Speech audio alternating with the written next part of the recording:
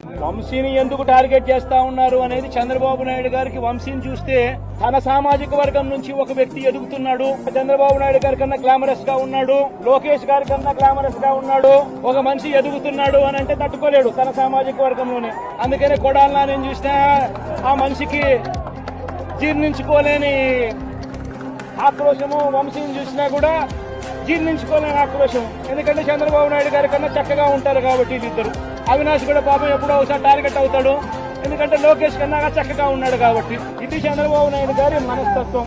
ఆయన కొడుకు ఆ సామాజిక వర్గంలో వాళ్ళు మాత్రమే లీడర్లు. వాళ్ళకి ఎవరైనా పొరపాటున వాళ్ళకు అనుకూలంగా లేకపోతే సామాజిక వర్గం నుంచి వాళ్ళని వెలేయడము. ఇది చంద్రబాబు నాయుడు గారు, రామోజీరావు, ఆంధ్రజ్యోతి రాధాకృష్ణ, టీవీ5 చంద్రబాబు నాయుడు అనే వ్యక్తిని ముఖ్యమంత్రిగా చేయడం కోసం ఒక మాఫియా సామ్రాజ్యం ఇదంతా.